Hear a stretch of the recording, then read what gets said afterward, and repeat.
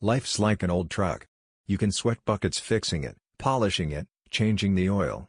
But if the engine's rusted and the tires are bald, it's time to ditch it at the junkyard. Marriage works the same way.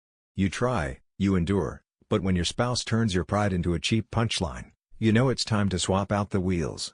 I'm Ethan Carter, 34, a mechanic in Nashville, Tennessee. I'm a simple guy who loves Bud Light, my dog Rufus, and my gritty auto shop.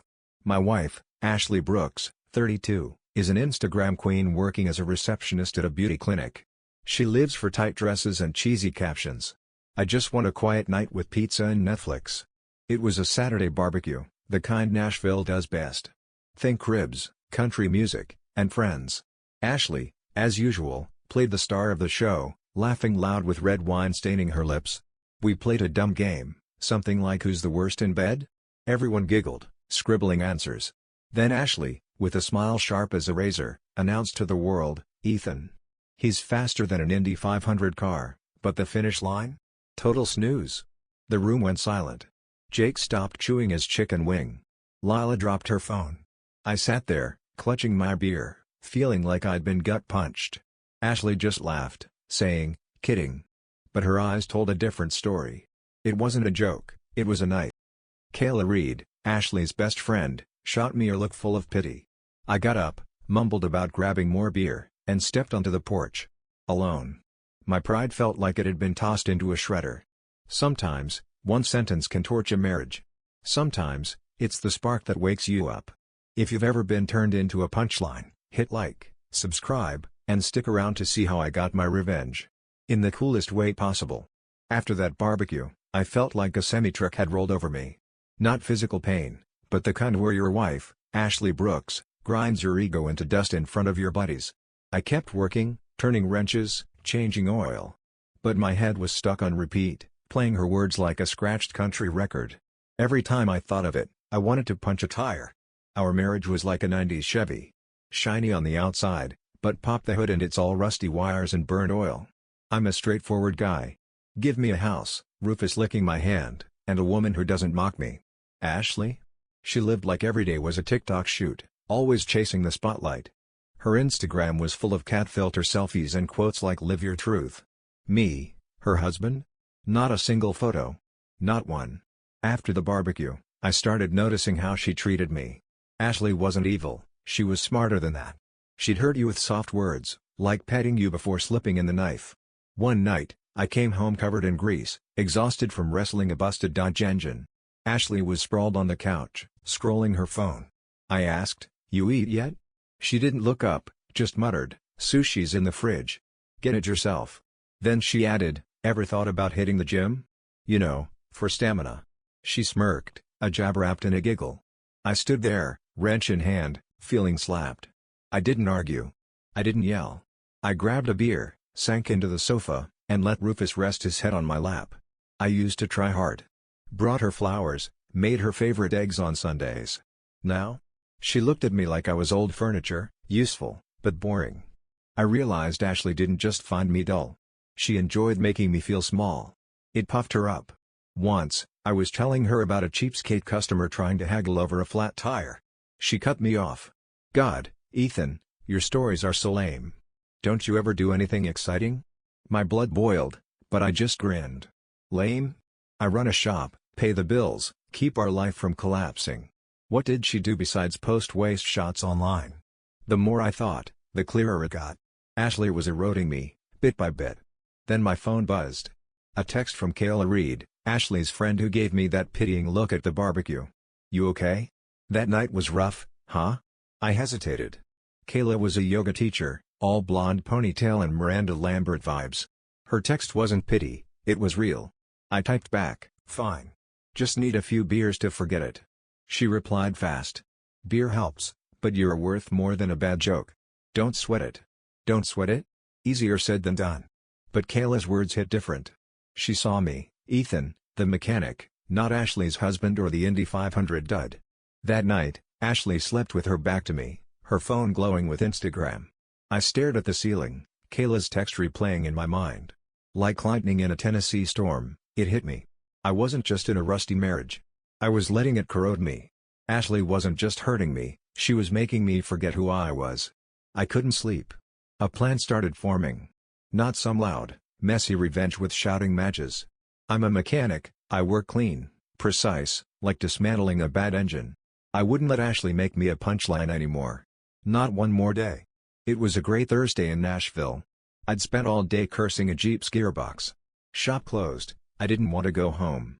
Home was Ashley's stage for her Instagram queen act, all phone scrolling and sharp tongue jabs. I drove my pickup to O'Malley's, a honky-tonk bar on Broadway. The smell of beer mixed with twangy guitars. I wanted a dark corner, fries, and some peace. I just settled at a beat-up wooden table, sipping Jack Daniels, when the door swung open. Kayla Reed walked in, like fate was playing a prank. She wore a tied-up shirt, ripped jeans, blonde hair bouncing like a Dolly Parton song. She spotted me, grinned like she'd expected me, and slid into the chair across.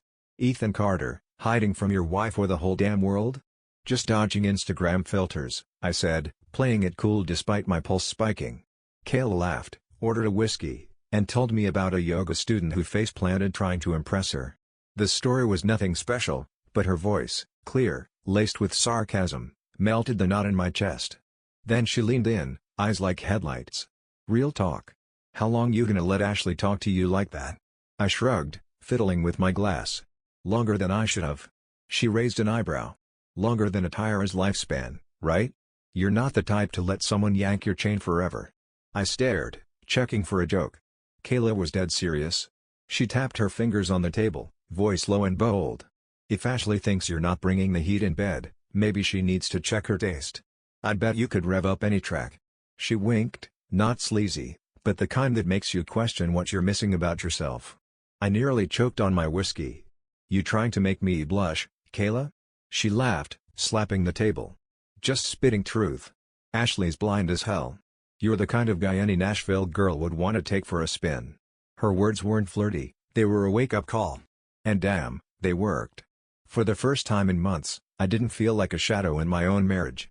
We talked more, crappy country songs, the time I almost torched my shop with a welding mishap. Every time Kayla looked at me, I felt a spark, like she was daring me to rise from Ashley's ashes. Nothing crossed the line, no hand-holding, no touching, but the air between us crackled like a live wire. When I got home, Ashley was sprawled on the couch, phone light glowing on her face. She was filming a TikTok, reciting some corny line, "Marriage is a journey, not a destination." I stood in the kitchen doorway, watching her perform, and felt ice-cold anger. Journey? She turned ours into a pothole-ridden road while I kept patching the tires. I checked my phone, rereading Kayla's text, "Don't let her make you feel less. You're a hit, Ethan." A hit? Maybe not a chart topper, but her words stuck. I started wondering if Ashley was hiding something. Late girls' nights, sneaky texts, weird perfume smells. I'm no detective, but I'm not dumb. That night, I lay awake. Not mad at Ashley, but seeing a new Ethan, one who didn't need her approval. Kayla didn't promise anything, didn't push. But she did what Ashley never could, made me want to look in the mirror and see a man worth something. I quietly opened my laptop, Googled Nashville divorce lawyers. Just research, no moves yet. But in my head, I was mapping a new road, one without Ashley, without her toxic jabs, and maybe, just maybe, with a small spot for Kayla. The next morning, I woke up with a fire in my gut, like I just fueled up a Mustang for a highway sprint. I, Ethan Carter, was done being Ashley Brooks's doormat. Kayla's words echoed, "You're a hit." Fine, if I'm a hit, it's time to write my own damn song, not let Ashley remix it like a bad DJ. I started my plan, not some loud, chaotic revenge with yelling matches on Broadway. I'm a mechanic, I work clean, precise, like pulling apart a junk engine. First step, secure my stuff. I opened a new bank account, moved half our joint savings. Not greedy, I left Ashley's share, but I'm not dumb enough to let her drain me dry. The house was in my name, bought before we married. Ashley never chipped in a dime for the down payment. I double-checked the paperwork, making sure it was tight as a new gasket. Step 2, lawyer up. I called Hank, a Nashville divorce attorney who looked like he belonged in a country bar but talked sharp as a blade. In his cramped office, smelling of coffee and old files, I cut to the chase. "If I kick her out, does she get half my shop?" Hank chuckled, adjusting his glasses. "You owned the shop and house before the wedding. She's got no claim unless you're dumb enough to let her drag you into legal drama. I nodded. No drama. I wanted it clean, like a fresh engine install. Back home, Ashley started noticing I'd changed. No more flowers, no morning coffee for her, no reaction when she tossed jabs like, "You doing anything fun today, or just screwing bolts again?" I'd just smile, cold as iced beer, and say, "I'm good, babe. Busy." Her eyes narrowed, like she smelled trouble but couldn't pin it down. Ashley switched tactics, like she always did when she felt control slipping. One morning, she pranced around in a see-through 90, making toast, all fake sweet. "Want me to plan something special tonight? We haven't had a real date in ages." I saw through her act. "Nah," I said, petting Rufus and grabbing my keys. "I'm set." My silence freaked her out. She was used to me biting, arguing, or at least looking hurt. Now? I was a steel wall, not a scratch on me. She ramped up her girls' nights, coming home late, hair messy, reeking of perfume like she'd bathed in it. I didn't ask. Didn't grill her. She wanted me jealous, wanted me to lose it so she could feel in charge again. I let her spin. Kayla texted more, not clingy, just sharp, quick messages. "How many cars you fixed today? Or you too busy plotting epic revenge?" I'd laugh, reply, "Haven't revenged yet, just loosening some bolts." She'd send a smirking emoji, and I knew she got it. Kayla didn't push, didn't demand. She just reminded me I wasn't the loser Ashley painted. One night, while Ashley was out with coworkers, I sat in my shop, neon lights buzzing, working on a Corvette restoration. I thought about our marriage, a once cool ride now just scrap metal. I didn't want to fix it anymore. I wanted a fresh start. Wiping my hands on a rag, I knew I was ready to yank Ashley's engine out of my life, quietly, but for good. Saturday night, Nashville glowed like a Luke Bryan banger. Kayla invited me to a rooftop bar party, all neon lights and overpriced cocktails. Ashley was invited too but texted last minute, "Got cramps, skipping the party." "You go." I shrugged, replied, "Whatever."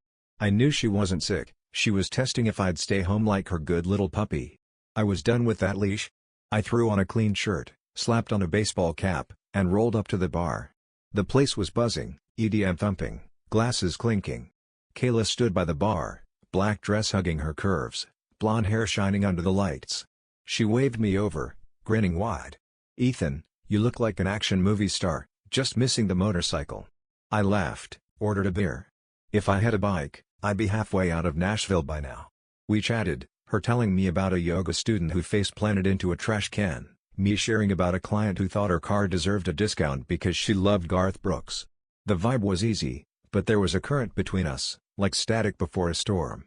Kayla brushed my arm when she laughed, her eyes saying, "You're worth more than you know." It felt good, like I wasn't just Ashley's punching bag. Then, like a bad movie twist, Ashley strutted in. Red dress, tight as a second skin, heels sharp enough to stab the floor. Her eyes scanned the crowd, locked on me and Kayla, and her lips tightened like a pissed-off cat. She marched over, fake smile plastered on, and threw her arm around me like we were still prom king and queen. "Hey, babe," she said, loud enough for half the bar to hear. Didn't know I'd make it, so surprise. Kayla sipped her cocktail, cool as ice. "Oh, Ashley, feeling better? Thought you had cramps." Ashley froze, but kept smiling. "Yeah, all good. Fun party, huh? Didn't expect it to be so cozy." Her glance at me could have cut glass. I stayed calm, sipping my beer, letting her stew. She wasn't done. When Kayla stepped away for another drink, Ashley yanked me to a corner, hissing, "What's up with you and Kayla? Don't tell me you're trying to make me jealous." I looked her dead in the eyes, voice steady. "Jealous? After you made me a joke in front of everyone at the barbecue? Called me a snooze?" Ashley blinked, playing the victim. "God, Ethan, it was a joke. You're so sensitive." I shook my head, smirking. "A joke? No, you meant it. And Kayla? She says I'm worth more than your cheap shots." Ashley's face paled. She opened her mouth, but nothing came out. I leaned in, voice low and sharp. "By the way, I filed for divorce last week. You'll get the papers soon. House is mine. Shop too. Have fun with Instagram." She stood there, stunned, eyes glistening, not from regret, but rage at losing control. She stormed off, heels clicking like gunshots. I went back to the bar. Kayla was waiting, smirking. "Drama?" she asked. I shrugged. Just loosening a bad bolt. After the rooftop showdown, Ashley went full crisis mode. She blew up my phone with texts, from long apologies like I was stressed, "Ethan, can we talk?" to vague Instagram posts, "You don't know what you've lost until it's gone." I didn't reply. Not out of anger, I just had nothing left to say. I'd unplugged her broken record player, and for the first time, I could breathe. My auto shop became my sanctuary. I cranked Leonard Skinnerd, turned a corner into a detailing bay, and made it a hangout with cold beer and Rufus sprawled on the floor. One afternoon, Kayla swung by, yoga gear on, toting a six-pack of Bud Light. "Hey, grease monkey, got time for a yoga girl?" She tossed me a can. We sat outside the shop, chatting about nothing and everything. Kayla teased me about never trying yoga. "Come to my class. Might help you find some balance." Her grin was wicked, making me laugh. Balance? I'm good as long as I don't trip over my tires. No lines were crossed, but her every word was a nudge, reminding me I was still a catch. Ashley, meanwhile, tried milking sympathy online. She posted a teary TikTok about her healing journey after marriage misunderstandings. Didn't name me, but everyone knew. The comments roasted her, "Heal your ego first, girl." I didn't watch, but Jake sent screenshots, cackling. She thinks she's Taylor Swift now? I felt free, not the dancing on tables kind, but the kind you feel cruising an open highway with no one nagging in the passenger seat. Kayla didn't push for more, and I wasn't rushing. Her presence, her laughs, pieced back the Ethan that Ashley tried to dismantle. I was starting to like that guy again. A month later, Ashley showed up at my shop, dressed like she was auditioning for a reality show, tight outfit, curled hair. "Ethan, can we talk?" she asked, voice dripping honey but eyes like claws. I wiped my hands on a rag, shrugged. "Sure. Make it quick, I've got a Ford waiting." She stepped inside, playing the sad girl. "I know I messed up. I don't want to lose you. We can start over, right?" I saw the performance. Ashley wasn't sorry, she was panicking because she'd lost the reins. I grinned, calm as a summer breeze. "Start over? You called me a busted race car. Now you want a test drive? Sorry, this ride's sold." She snapped, pointing at my face. "You think you're better than me? You and Kayla, huh? I'll tell everyone what a loser you are." I stepped closer, voice low like an engine's rumble. "Go ahead. No one's buying your story anymore. You shot yourself in the foot." She stormed out, posted another Instagram video calling me a traitor. Nashville didn't care. Her video tanked, buried in shade. Kayla and I started hanging out more, coffee, beers, jokes that left me laughing till my sides hurt. I wasn't ready to dive in, and she didn't push. I needed time to rebuild me first. Sometimes, you've got to burn the whole damn truck to find a new road. My marriage with Ashley was a pile of scrap, but when it crashed, I found myself. Now, I'm doing great. The shop's killing it, with my new detailing bay drawing car guys from all over Nashville. Rufus is still my best bud. Kayla and I hang out, taking it slow, just vibes, laughs, no pressure. Ashley? She's still chasing clout as a divorce influencer, but her sob story videos barely get views. Here's what I learned: don't let anyone make you feel like a worn-out tire. You're a whole damn ride, and you deserve your own highway. If you love this drama, hit subscribe, ring the bell, and drop a comment like Ashley's the queen or Team Ethan.